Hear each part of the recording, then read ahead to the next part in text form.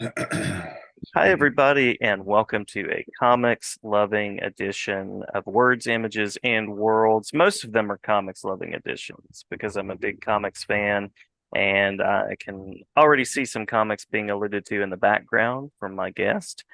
Joining me is comics creator Ron Garney. Ron, thank you for jumping in. Yes, thank you. Love the energy. Um, with the Berserker sign behind you, it just sends that vibe. Yeah. Love it. Love it. My inner channeling my inner Keanu, I guess. Love it. Yeah, absolutely. So thanks for jumping on. Thanks for taking some time to talk with me and promise not to keep you too awfully All long. good. I appreciate that. I appreciate that. I Uh, usually ask at the beginning some sort of pathways question, some sort of origins question, because I'm an English teacher by trade. That's what they pay me for. That's what the state gives me the money to do. And so I always like to ask about what it is about stories, writing, creating that draws people in. um, what is it about writing and stories that draws people in? Well, In in your comic, case, in this case, well, in comics in particular, you mean, what do you mean in my case? Like, what drew you drawn in? to me Hmm. or what drew me to it? What drew you to it? Oh, okay. Uh, well, if I were to start way back, I think I always had a fascination for mythological characters. I can remember in high school reading the Iliad and the Odyssey, Homer. And I was fascinated, glued to the book. There weren't pictures, obviously. But I just always remember loving reading that and the Achilles story and, Hector and all of that. So I think I think people they're born with certain things they're interested in. I don't know I don't know how you can predict that somebody would be interested in something like that. I look at my own kids and I see what they're interested in, and it's you can't pry them away from it. My son's the same way. And then when I got to, I mean, I read comics when I was young, and I just think that's all. It's all in that same nature. I think it's in our nature to tell stories through pictographs, hieroglyphics, and I just think this is just our modern version of all that. Obviously with the Alien Odyssey, there weren't pictures, but the mythology is what was so fascinating to me about it. And I think that's what this all is. It's just modern day mythology, and 1,000 years they'll probably look back at these ancient stories of these crazy, costumed characters that were saving the world, and it'll be old mythology at that point. Right now, it's current.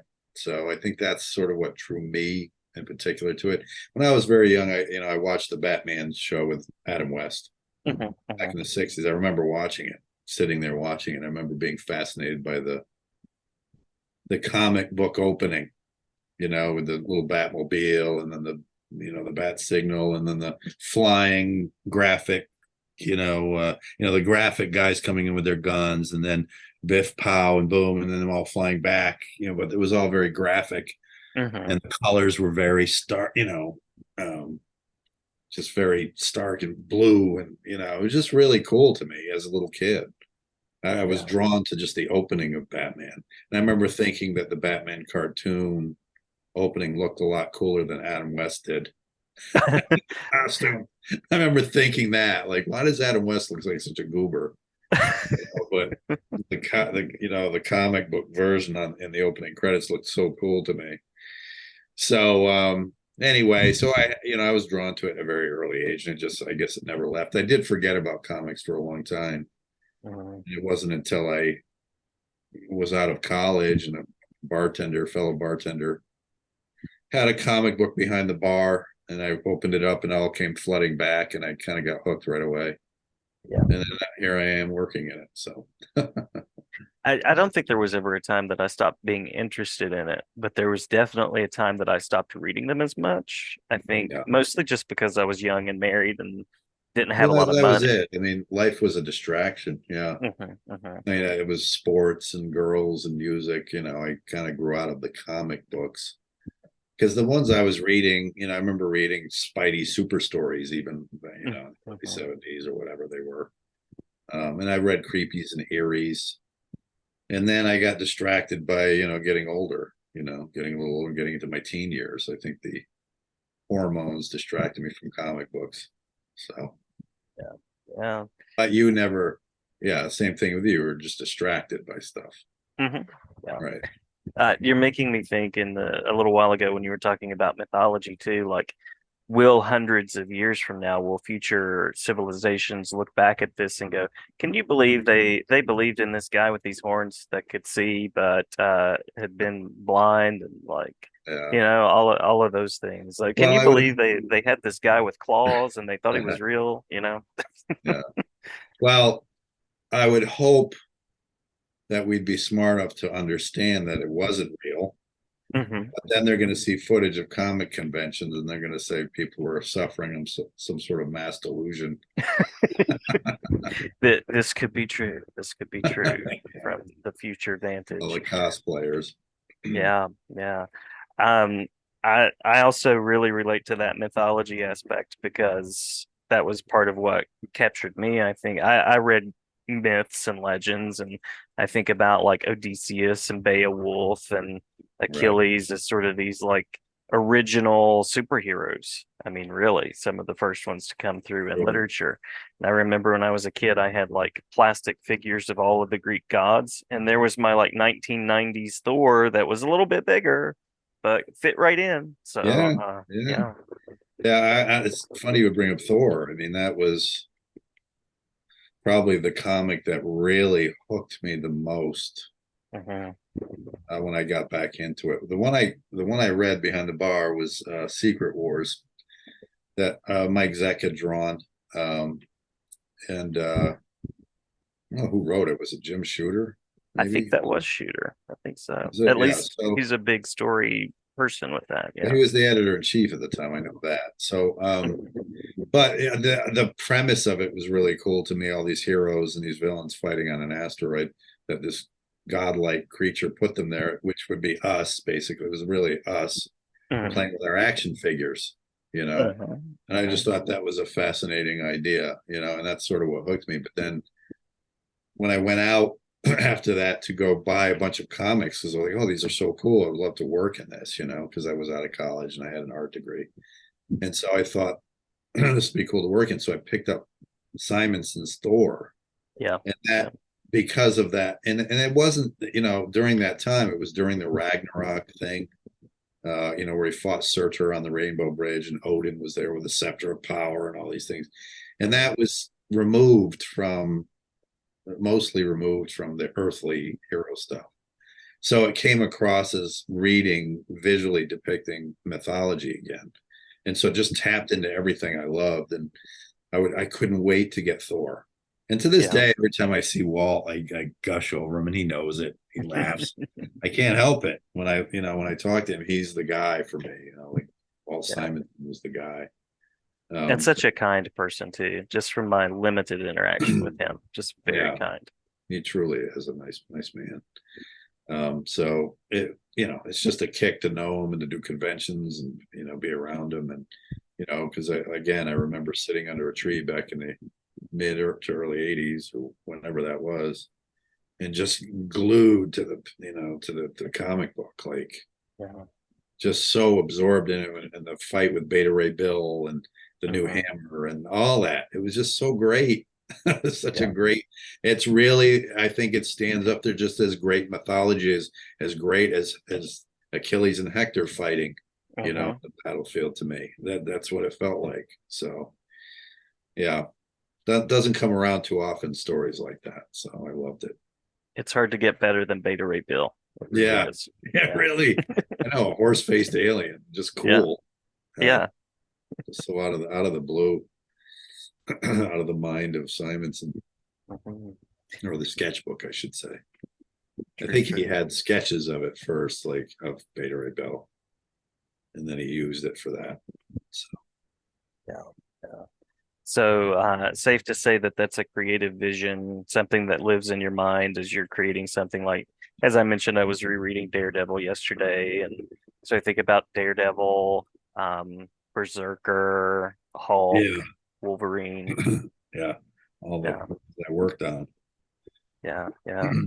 Um, any particular most positive collaboration experience that stands out so far from working on those, including working on a book with somebody that looks a lot like Keanu Reeves, and Matt Kindt, who also strikes me as someone, again, very limited interaction, but very kind person.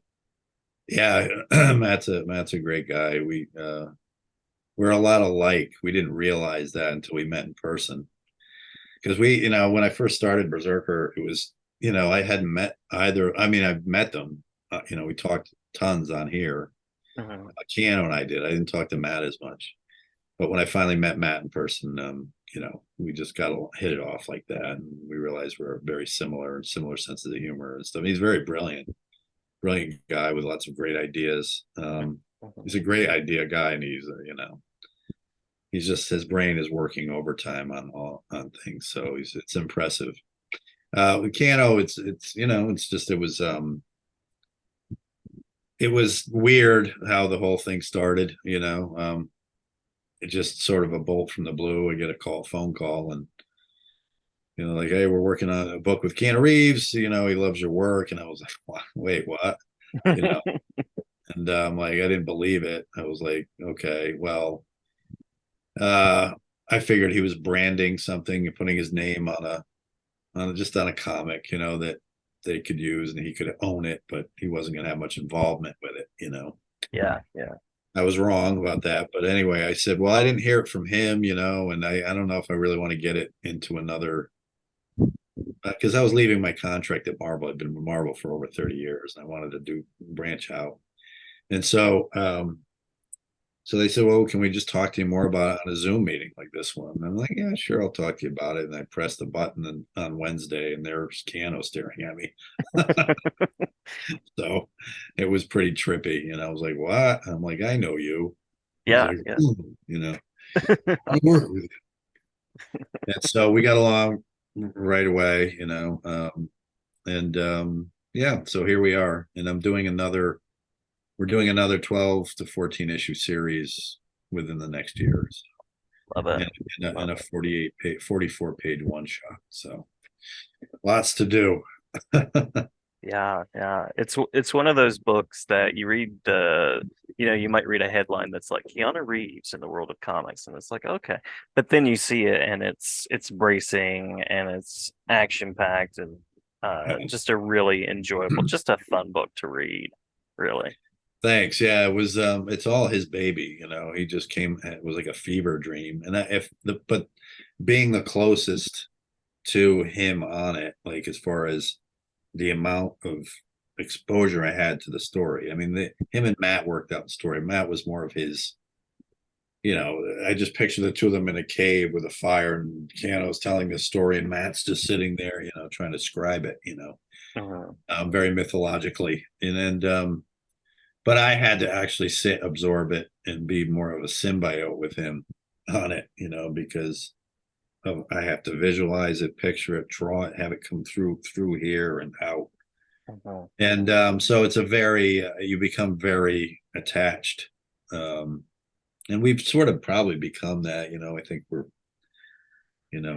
friends, and it's forever. It's because it's a very close thing, and especially so because it's sort of a metaphor for his life. And I was, and to have that responsibility for this movie star like that, Yeah. this guy, but he's a human being, so um it felt like um it's a huge honor. It was also a huge commitment for me. Mhm. It was Mhm. 2.5 years, 3 years of my life to get that book done. And I was the one tasked with sitting here in this room, and as the world's going on behind you. So, and that's one of the reasons I had left Marvel, because I just needed a break. I'd been doing it for 35 years, and I wanted to get up and move around. But yeah, so it was an incredible experience, and it's still going. And yeah, so it's just, again, I feel honored to be part of a new mythology. Like Berserker didn't exist, now it exists as legit as any character in the Marvel universe or any character in any Mhm. universe. This is a mythology that's been created, and I'm glad to have been a part of it, to be a part of it. I have a stake in it too. So it's been great for sure. Always cool to see a visual style, an interesting visual take with an existing character, but also very cool to enter that mythology and to bring Yeah, a character to life and to bring a story to life. Um, and to do something that really comes from that place of, well, it didn't exist in this vision before, and now it's here.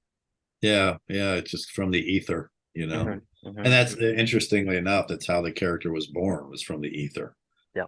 Yeah. His mother sort of makes that potion or whatever in the bowl and does this, and then boom, she gets pregnant, from Right. a lightning Right. bolt.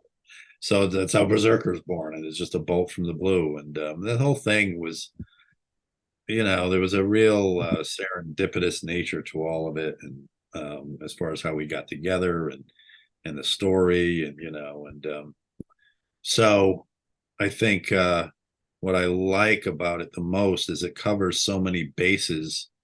Hmm. It's not just a science fiction story. It's not a horror story. It's not a romance. It's all of those Yeah. wrapped into one thing, because I think Keanu really wanted to humanize him and make it about the love, make it about the tragedy, make it about the human, the humanizing of it, because of his relationship with his mother.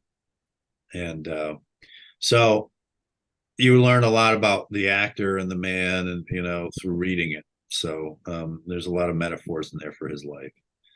So Yeah. Yeah. And that's part of that grounding. You can have all the action, you can have all the ideas and the science fiction concepts, but it's great when there's a character and an idea there that grounds everything and kind of carries through. yeah, and it was interesting because when I started it, I didn't know what was coming up, and neither did they. They were kind of working as I was working. Hmm. They were writing as I was drawing it, and I actually caught up to them at one point. Crazy enough, you wouldn't think that would happen, but I did. And so I didn't know what was happening. So when I first started, it was so violent. I was like, whoa. And I was paring it back a bit, in the visuals, because I'm used to working at Marvel, and you had to kind of put a little bit of a filter on some of it. So, but when I turned the page, Keanu said to me, "Hey, can you make it more violent?" And I'm like, "Yeah, yeah, sure, fine. If I can get away with it, sure." So so it was very violent in the beginning, but then as the story unfolded, you started seeing why, and it made sense. It wasn't just a violent gore fest. There Hmm. was, meaning to it, and I just tried to treat it like a big symphony. So Yeah. Yeah. So it sounds like the story continues with Berserker, yeah, more steps to come. yeah, Um, any other creative visions that you're currently working on or that you would like to explore at some point? yeah. I mean, I have story ideas that I've had kicking around for years, and I don't, it's just tough when you're an artist to get that stuff off the ground, because you spend so much time conditioning yourself to draw and Mhm. illustrate. But to sit and write, it's a different animal a little bit. I've written stories, co-written them for Marvel, on Spider-Man, and I did most recent thing I co-wrote, co-plotted, was with Jerry Duggan on a Thing story, Ben Grimm story. Uh, Mhm. so that was fun, and but to actually sit and write and draw, and find the time to pitch it and get it right to pitch. And I have a movie script that I've been working on, that I mentioned to Keanu about, and he expressed interest in reading it. So, I've got Nice. things going. I do have a story idea called The Four Corners, which would be an anthology thing, um, based on, some ideas I have floating, and I won't get into it too much because you don't want to put things out there before you Yeah, actually write them. So, absolutely, absolutely. yeah. So Yeah. I yeah, would love to see a film. I would love to see the creative vision in that kind of visual space as well. yeah. Well, the movie thing I have, the film I have, well, there's going to be a movie for BRZRKR, but my story idea for a movie is not superhero related. It's more in the jujitsu world, Mhm. martial arts world, because I'm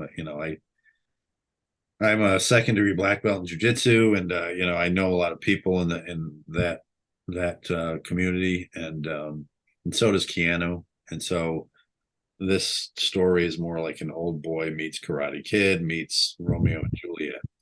So Nice, it's not nice. superhero related, Yeah, So yeah. I'm working on Love it, love it. that. Yeah.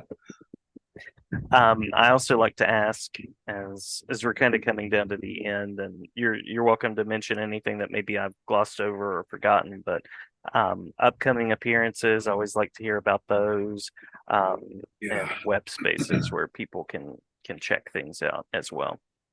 Yeah, I'm the next show I'm doing is Baltimore on September 9th, that weekend.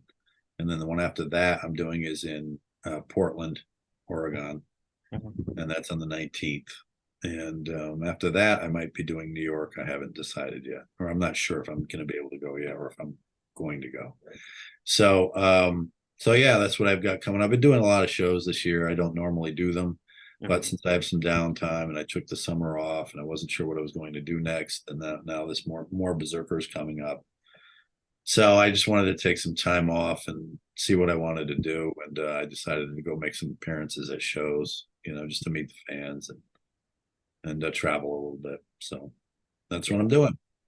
Good to be at a place where we can do that relatively safely. Although I know there have been outbreaks and COVID and things like that in places, but yeah, glad to be able to reconnect. Yeah, yeah. Well, that was a crazy time, that's for sure. Hmm, hmm. um, I don't think.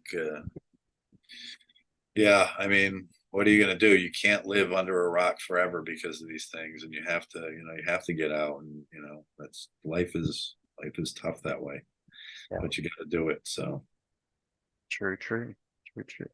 Um, so any web spaces or word places, oh, sorry, just places where, Instagram. yeah, Yeah, I'm on Instagram and Facebook. I don't spend too much time on Facebook, or I have accounts on Twitter, but I hardly go on there anymore because I just am so tired of seeing all people do is get into petty, insulting arguments right, for right. everything. There's a real divide in this country now that I wish it wasn't there, and it doesn't seem like it's going to go anywhere anytime soon. So I find it extraordinarily distasteful, a lot of it, Same. and you know, it, it's it's amazing how fast this tool of the internet or social media, which could have been a great thing, has descended into the most chaotic, sad statement on our human nature, Uh-huh.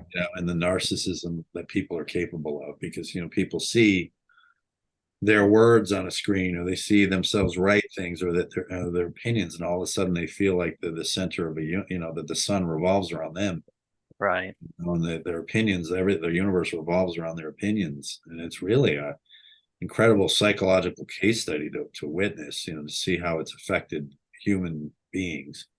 That, and the invention of the photograph and the narcissism that's brought out in everyone. Yeah. All these things that were, I wish the world could just photographs were just exclusive to somebody like Ansel Adams, or Right. but it's become, Instagram and what have you, become the purview of just narcissists who just want to show their, it's just sad. And I can't say anything else myself because I put my art on there, but I do it for my career. And Yeah. in its own way, that's a form of narcissism itself, and I'm aware of it. But I do it because it's like playing music for people. Uh-huh. Before, comic book artists didn't have a venue where they could display their work to people, where you get instant reactions, whereas guitarist or a band can sit on stage and they get instant applause right away, and there's that gratification. So Instagram works that way for me. You can put your work on there and get instant gratification or feedback, that we weren't privy to before, where you just sit in a room and you're drawing these things, you send it off to Marvel and nothing. You get no response. You don't even know. The only thing you get is maybe your editor. Oh, the pages look great. And that's literally all you get. So it was very unmotivating, and it felt like you were, your soul was decaying sitting in a room with no interaction. But at least with that, that's the good side of something like Instagram for, an artist, where they can perform. It's like performance. So they put it out here. It's like listening to music. So that's where I see the upside. All the other stuff. Yeah. So, I try to put videos out like this and audio of like conversations about art, but I love that aspect of things like Instagram, is that you can go on and you can see art. Love the process videos that people put on right. as Yeah, somebody that appreciates it. for sure. Yeah, it's an easy way to, people, they have access to knowledge, and some people are making money off that access, of course, and which I guess, we should be paid for our knowledge. We're the ones who put the time in, so I guess, I mean, but on the same token, that's nice to be able to throw sketches on and see, a 1, 2, 3, 4, section where you can see this is how it started, middle, and then to the end, and they can learn from that. But all the, the actual instructionals and stuff, I do think, they're more time consuming, and if people really want a good course in how to do things, I think they should, that's a good way to do it. So Absolutely. Love a digital art gallery. Love that. Yeah, it's cool. It's really cool. I'm always blown away by how many great artists there are out there. Seriously, it's just when I was growing up, there was nobody. I was really the only one at school who could draw, or illustrate. And I was more looked at as the guy, like they throw peanuts, say, "Hey, draw us a picture, monkey." Right. Hey, look at the monkey draw. No, it wasn't that bad, but I did feel like sort of the only, I remember feeling like that at times, because I also played sports, but I was also that guy who could draw really well. And most people always admired it. So, but then by the time I got to college, I realized, oh, there's a whole world of people who were, just like me and better, way better. And I learned a lot. So, and comics was like that. Comics has really exploded as far as the talent level that's come into it. It's amazing how that worked.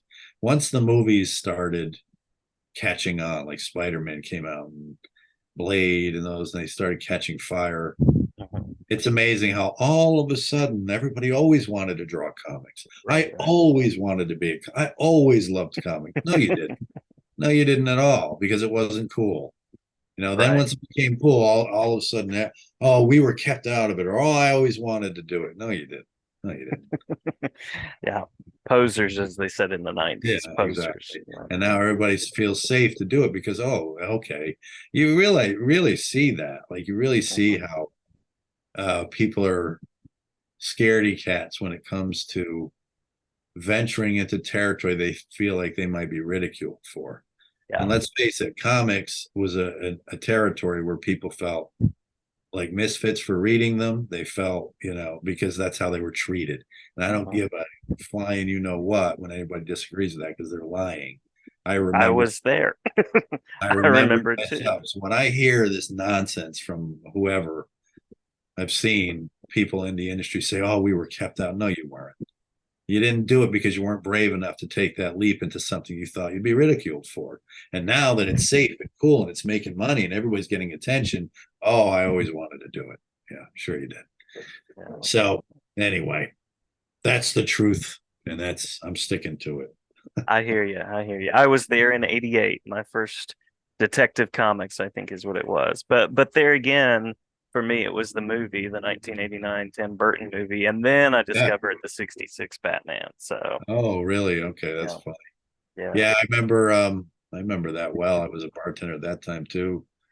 I was working in a club. We had a big Batman weekend because the Batman movie was coming out. We had the emblem on the wall, like huge, like 50 feet in this nightclub. And it was crazy that time. And I remember going to see it. It was like the biggest event to go to that movie. Oh yeah. I was driving a little 280 300 ZX, and it was black and silver, and I pretended it was the Batmobile. Yeah. Yeah. It's Batmania. funny in hindsight when you watch the Tim Burton Batman now, it's campy, just as campy in a way, like Hmm. as the old TV series. He tried to capture some of that flavor still, Yeah. Oh yeah. and yet make it somewhat darker. But now in hindsight, with the Christian Bale movies, and the Christian Bale, and the Nolan Batmans were so serious, and like the one with Heath Ledger was like, so brilliantly written and dark and serious that Hmm. it makes all those other ones look kind of ridiculous now. Yeah. So not ridiculous, but it's just a different thing. I would say ridiculous. It's just a different thing. It's more, Frank Miller. So yeah, interesting to see the evolution of it. There was that outlandishness of it, even though it wasn't blue and gray. There, it was Yeah, black and it was gritty, uh, but you still had, and Jack Nicholson pulled it off as yeah. like but he was not too far removed from Cesar Romero in some of No, I that. agree 100%. That's why I always said it. Cesar Romero was just as potent as Nicholson was, Yeah, yeah. if not more so in some ways. But Nicholson seemed like he was riffing on Cesar Romero a little bit, and there Hmm. was a lot more humor, like his humor in it, And and it's fine for what it is. He's the Joker, so there's supposed to be, I can see why they put humor, but then by the time I got to Heath Ledger, he brought it to a whole different place where the humor was dark and Yeah, not meant to be self-congratulatory. It was, I don't know how to explain it. It was, it wasn't like he was telling a joke. He was more, I don't know how to explain. He was implying that there's a dark humor there that I don't know. It was just brilliant, I thought. Just a completely demented version. yeah, So totally. A if I riff on like, the. Oh, yeah, sorry. go ahead. Go ahead. No, go ahead, please. I was just gonna say a riff on that idea that like life is funny. I think he says that at one point because he's pointing out like just the strangeness and the messed The upness of irony the of it. world. Yeah. Yeah, yeah. Whereas Nicholson's making, they're quipping little jokes and laughing and things, and it's just where it's not a stand-up comedy. I think Joaquin Phoenix version was good that way. I think they handled that character really well. Hmm. Hmm. Yeah, that one's a toss-up with him and Heath Ledger, I almost think. Yeah. Because there's this poetry in it with him. And Brilliant yeah, stuff. Yeah, he takes it to a place for sure. yeah, definitely. Mm. So Conversations can always end in Batman with me. That's just part of my history growing up, I think. It's like, mine and let me too. tell you That was how it my goes my back. thing was Batman when I was little. I had a little Batmobile, pedal Batmobile in the '60s. It was my feet kept Hmm. getting stuck in it. I would go if I went too fast. I would try to pedal it fast, and my feet would slip, and then get all caught up in the pedals underneath. I remember. So, you Yeah. know, I wish I still had that thing. I don't know whatever became of it, but I have the whole outfit I had. I have pictures of me in the Batman outfit. I was a little boy, 66. I was 4 years old. Hmm. Hmm. So fond memories. For sure. For sure. That's what it's all about. And then you get to take the stories to a new place Yeah. and try out your own things as well. Here we are 50 years later, 55 years later. Yeah. Me. A I'm few less for me, yeah. but yeah, yeah, 55 years later, and this is all still part of my world here. It's crazy. yeah, yeah. So But it's a good world. It's a good yeah, world it's to a see and beautiful enjoy. Daredevil, and it's been a fun ride so far. Yeah, Got to work with all some of the greatest. So I've been fortunate. yeah, yeah. And looking forward to more to come. Yeah, we'll see what happens. Yeah. Well, thank you so much, Ron, for Pleasure. an excellent talk and great to talk with you about comics lore and the path here, and all the things to come as well. Thank you so much, sir. I appreciate it. Yeah, wonderful to talk and talk anytime. Okay, sounds good. Take care. You too.